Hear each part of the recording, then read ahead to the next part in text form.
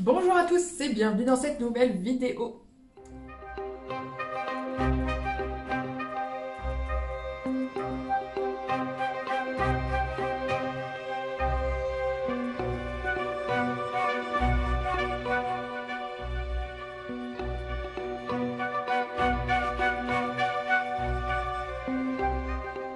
Alors, on va tourner encore un plan de tour. Aujourd'hui, je vais vous montrer mes sublimissimes cactus tropicaux. J'ai mis les cactus tropicaux dans mon épisode. Ces plantes trop sous-cotées que je trouve pas assez mises en avant sur les réseaux, pas assez montrées, etc. Donc je suis très contente de vous présenter mes beaux spécimens de cactus tropicaux, les plus gros comme les plus petits.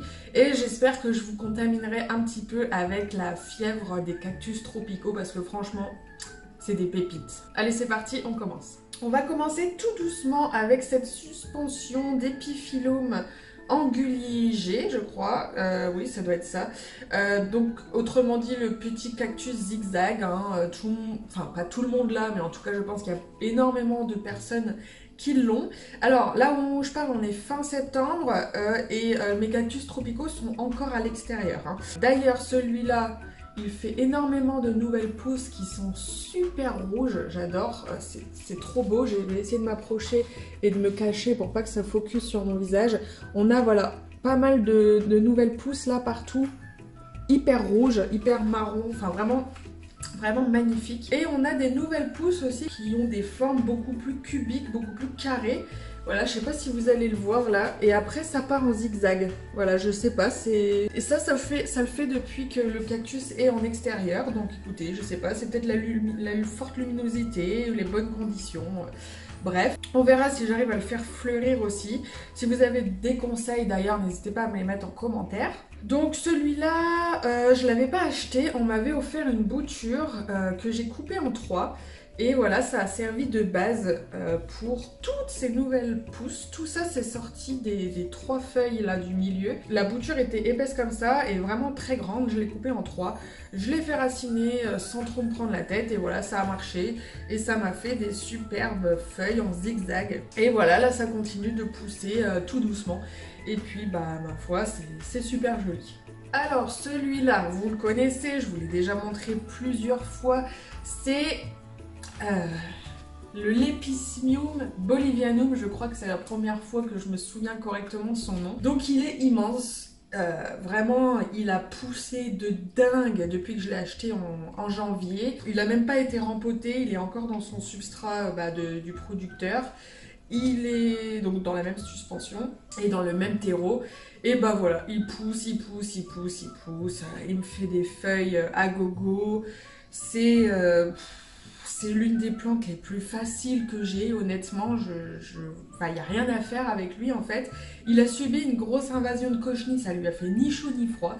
Euh, j'ai réussi à m'en débarrasser par miracle en foutant la plante dehors. Là cet été, je l'ai mise dehors. Je sais pas pourquoi les cochenilles sont parties du coup. Euh, Bizarre. Mais voilà, en tout cas, c'est l'une de mes plantes préférées. Elle est sublime. Elle continue de pousser en longueur et en ampleur, on va dire, puisque chaque feuille fait des nouvelles feuilles. Donc ça part vraiment un peu en cacahuète. Regardez par exemple cette feuille-là qui a sorti plein d'autres feuilles. Enfin, c'est vraiment... je suis carrément fan de cette plante.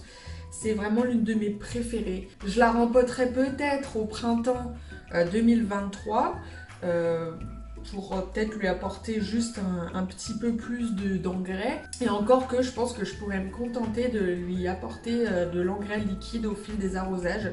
Pour l'instant, elle est dehors et puis elle se plaît très bien. Peut-être que ça fleurira, peut-être pas, je ne sais pas. Mais en attendant, son feuillage me suffit largement. En janvier, lorsque j'avais craqué donc, sur le Lepismium bolivianum, j'avais également craqué. Ça, c'est un chrysocardium, je sais plus quoi, je remettrai à l'écran comme d'habitude. Je sais pas pourquoi j'arrive pas à retenir les noms des cactus tropicaux. Je sais pas pourquoi, il va falloir que je fasse un effort là-dessus. Bon, il y a plein de toiles d'araignées dedans parce qu'il est dehors et qu'il y a plein d'araignées sur ma terrasse. Mais voilà, encore une plante sublime. Encore un feuillage hyper original. Ça fait penser à des arêtes de poisson, ou plutôt, vu la taille, à des arêtes de requin ou de baleine, je sais pas, mais bref, c'est sublime quoi. Et puis il me fait plein de nouvelles feuilles, elles sont énormes, elles sont super longues, ça cascade, c'est hyper original.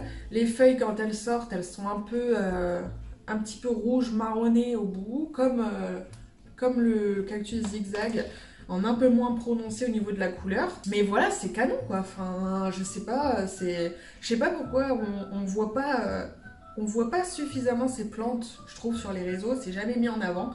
Moi, je les trouve absolument incroyables. Alors ensuite, on a mes Rhipsalis paradoxa. Alors, on a celle-ci, que j'ai déjà montré plusieurs fois aussi, la Rhipsalis paradoxa, donc que j'ai coupée récemment. Les boutures sont là, sont en eau, j'essaye de les faire raciner. En fait, j'ai bouturé pour essayer de repartir directement avec une potée, parce que là, ça poussait en longueur, mais je n'ai que 2 tiges en fait. C'était plutôt sympa, mais je préfère avoir une belle potée comme les 3 précédentes que je vous ai montrées. Donc on va essayer de faire raciner ces petites boutures là, ces petites tiges. J'ai l'impression que ça part déjà. Alors je les ai mises il y a 2 jours. En même temps, ça racine tellement vite les cactus tropicaux quand vous les mettez en eau, je trouve que c'est hyper facile. Donc ça, c'est la Paradoxa classique. Là, j'ai la Paradoxa minor. Donc c'est une plus petite version de Paradoxa. Pour l'instant, c'est rikiki. J'ai que 3 tiges. Elles me font des petites pousses par-ci par-là. Bon, je pense que là, de toute façon, elles vont entrer en repos là pour cet hiver. Mais voilà, c'est plutôt mignon, c'est comme une version miniature et beaucoup plus fine de la Paradoxa, donc j'aime bien.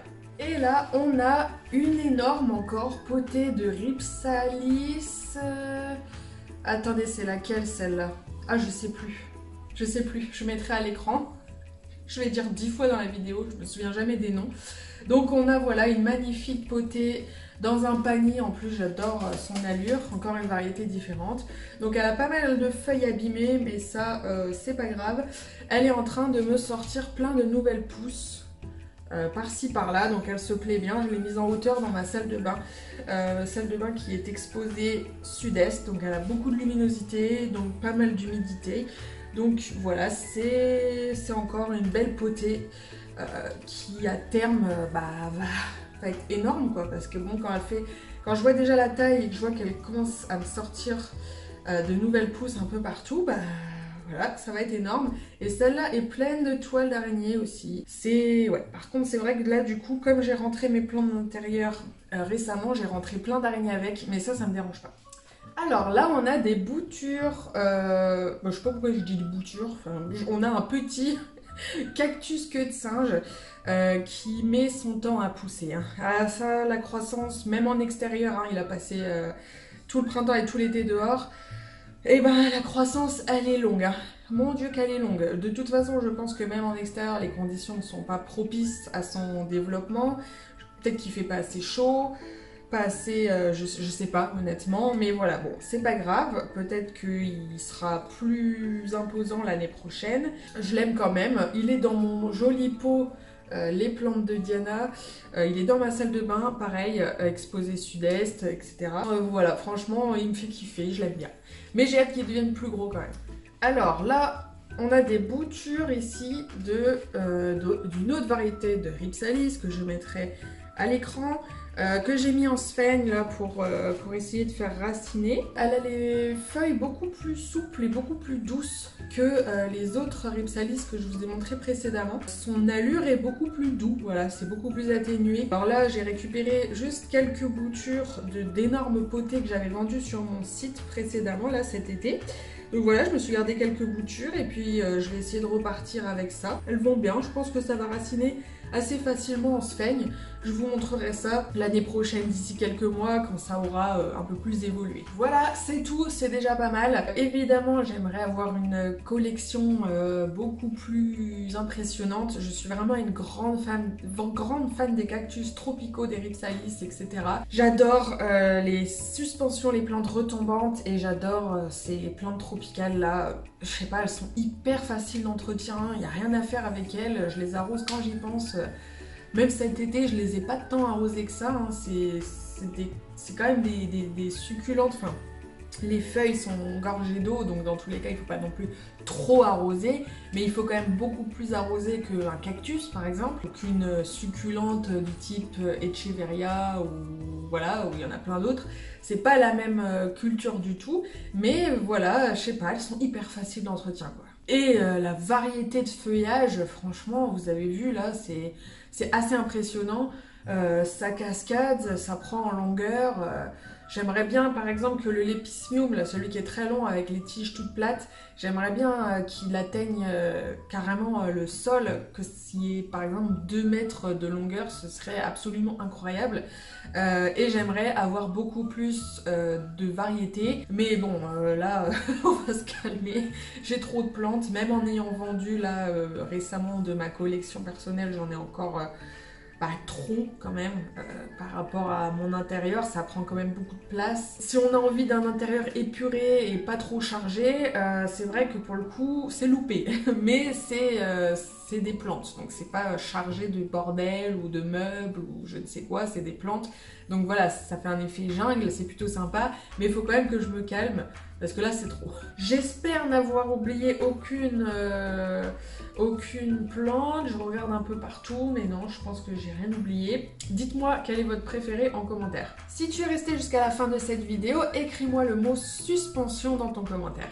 Je vous dis à bientôt, l'épisode est terminé. N'hésitez pas à me rejoindre sur Instagram où je suis quand même beaucoup plus présente que sur YouTube et le contenu de toute façon est différent. Je suis aussi présente sur TikTok et sur Facebook, mais Facebook c'est le même contenu que sur Instagram puisque je le renvoie directement, donc voilà, c'est comme vous voulez. À bientôt, prenez soin de vous. N'hésitez pas à me dire en commentaire aussi quel type de vidéo vous aimeriez voir, parce que là, je pense que je vais arriver un peu à court d'idées. Je ne sais pas ce qui pourrait vous plaire, ce qui pourrait marcher. Je sais par exemple que les vidéos que j'avais fait sur mes coups de cœur lecture n'avaient pas trop, ça n'a pas trop fonctionné. Les vlogs, les weekly vlogs, ça n'a pas trop fonctionné non plus. Après, c'était à l'époque où j'avais un compte quand même beaucoup plus petit. Là, on est bientôt 2000 abonnés sur la chaîne. Donc peut-être que tous les nouveaux qui n'étaient pas là l'année dernière aimeraient voir des weekly vlogs par exemple. C'est-à-dire un vlog sur toute une semaine où voilà, je vous montre un peu... mon quotidien, ce que je fais dans la semaine, etc. Donc peut-être que ça peut vous plaire. Voilà, j'essaierai de filmer un peu plus quand je suis en week-end, en excursion, des trucs comme ça pour vous faire partager un peu autre chose aussi que les plantes. Même si de toute façon le thème principal ce sera toujours un peu voyage, nature, forêt, balade, randonnée, etc. Dans tous les cas ça reste un thème vachement nature et voyage quoi. Mais voilà, si vous avez des envies particulières de vidéos, des vidéos que vous aimez beaucoup regarder sur YouTube mais vous trouvez qu'il n'y en a pas assez, n'hésitez pas à me faire des suggestions et j'essaierai de voir comment je peux adapter ça avec moi et avec mon quotidien. A bientôt, prenez soin de vous et à bientôt pour la prochaine vidéo. Ciao!